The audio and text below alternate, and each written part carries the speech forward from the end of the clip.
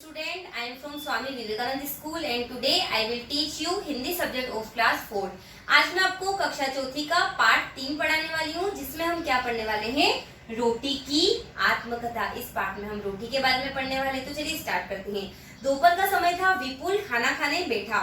माँ ने थाली में रोटी लाकर रख दी। गर्मा गर्म फली फूली रोटी। विपुल ने रोटी को एक हाथ लगाया और फौरन ही हटा लिया।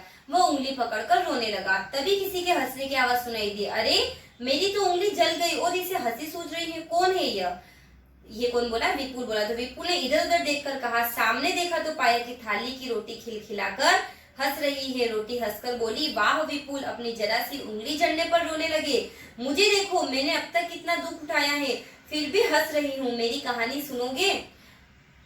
रोना बंद करके विपुल ने कहा, हाँ हाँ, मुझे कहानियां सुनना बहुत अच्छी लगता है। तुम अपनी कहानी मुझे जरूर सुनाओ। तो रोटी बोली, सुनाती हूँ, लो सुनो मेरी आत्मकथा। अब स्टार्ट होगी रोटी की आत्मकथा। एक गांव में एक किसान रहता था। वह बड़ा ही मेहनती था। उसके पास क्या था? एक खेत था। वह अपने खेत में बहुत ही कठिन परिश्रम करता था।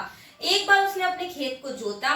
जोतने से उसके खेत की सब घास समाप्त हो गई। फिर उसने खेत में पानी भर दिया और कुछ दिन बाद खेत में पाटा लगाया। फिर उसने दोबारा खेत की जुताई की और पाटा भी लगाया। ऐसा उसने कई बार किया। इससे खेत की मिट्टी नम और भुरभुरी हो गई। फिर किसान ने खेत में गेहूं के ढेर सारे दिन बिखेर दिए और जुताई करके पुनः पाटा दिया। कुछ दिनों बाद खेत में अनगिनत हरे हरे अंकुर निकले। अंकुरों को देखकर किसान ने खेत सींचा। खेत में हरियाली छा गई। लगा जैसे कि खेत में हरे रंग का गलीचा बिछ गया हो।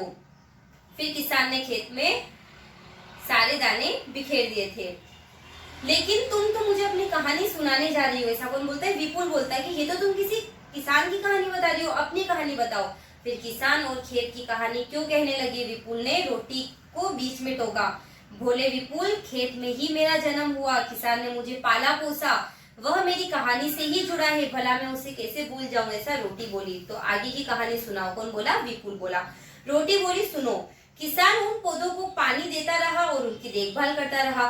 कुछ दिनों में वो पेड़ बड़े हो गए। उनमें से सुंदर बालियां निकली। थोड़े दिन बाद बालियों का रंग कैसा हो गया? सुनहरा हो गया। हवा में लहराती हुई अनगिनत बालियां बड़ी ही सुंदर लग रही थी। किंतु थोड़े दिनों बाद ही तेज गर्म हवा चली। बालियों में छिपा हुआ मेरा शरीर गर्मी में तपने लगा। तो एक दिन किसान अपनी पत्नी के साथ खेत में आया और खुश होकर बोला, अरे, गेहूं तो पक गए, कल से इन्हें काटेंगे। तो मेहनती किसान और उसकी पत्नी ने 3 दिन में गेहूं की फसल काट दी। 4-6 दिन बाद एक मुसीबत आई। मेरे लिए यह कठोर परीक्षा की घड़ी थी। किसान ने गेहूं के पके हुए पौधों के गट्ठर एक मशीन में डाले। मशीन ने भूसा और गेहूं अलग अलग कर दिए। तो गेहूं के चमकदार सुनहरे दानों का बड़ा ढेर लग गया। उसी ढेर में छिपी बैठी थी मैं। अपना अभिनव रूप देखकर मैं बहुत खुश थी। विपुल, सुन रहे हो ना मेरी कहानी? रोटी ने बीच में पूछा। तो विपुल बोलता है, हाँ हाँ बहन, मैं सब कुछ सुन रहा हूँ। फिर रोटी ने तब अपनी कहानी आगे बढ़ाई। किसान ने गेहूं के ढेर को बोरियों में भरकर बैलगाड़ी पर लादा और गेहूं शहर में जाकर बेच दिए। गेहूं की बोरी में छिपे हुए मैंने शहर की सैर की। अब गेहूं की ये बोरियां कहाँ गई? एक दुकान पर रख दी। मैं दुकान पर बैठी बैठी रोज बाजार की चहल पहल देखती रही। एक दिन तुम्हारे पिताजी भी दुकान पर आए। वे गेहूं की बोरी में छिपी मुझको रिक्शा पर लाद कर अपने घर ले गए। तुम्हारे पिताजी एक दिन ढेर सारे गेहूं के साथ मुझे लाद कर कहीं ले गए। वहां बड़ा शोर हो रहा था। शोर में एक मशीन के चलने की आवाज आ रही थी। लोग उस मशीन को चक्की कह रहे थे। मुझे वहां सचमुच बड़ा डर लगा। थोड़ी देर बाद एक आदमी ने तुम्हारे पिताजी के लाए हुए गेहूं उठाकर चक्की में डाल दिए और मैं बड़ी मुसीबत में फंस गई। फिर उस आदमी ने क्या किया कि मुझे बोरी में से निकालकर उसमें डालकर और पीस दिया। फिर मेरी सारी पीड़ाएं मुझे चुपचाप सहन करनी पड़ी। ना तो मैं चिल्लाई और ना मैं रो पाई। लोग मुझे अब आटा कह रहे थे। मैंने सोचा सचमुच कष्ट उठाते ही कोई अच्छी चीज मिली। तो बोरी में लादकर मुझे फिर घर लाया गया। तुम्हारी माताजी ने मुझे बोरी में से निकाला, छलनी में छानकर मेरा रूप निखारा, फिर मेरे ऊपर पानी डाल दिया। इसके बाद मुझे अनगिनत मुक्के बरसा दिए और मुझे बड़ी बड़ी चोट पहुंची। तो माताजी ने मुझ पर बड़ा आश्चर्य हुआ। मैंने मन ही मन सोचा, ये तो बहुत दयालु है। भला मैंने इनका क्या बिगाड़ा जो मुझ पर इतना जोर मुक्का कर रही है?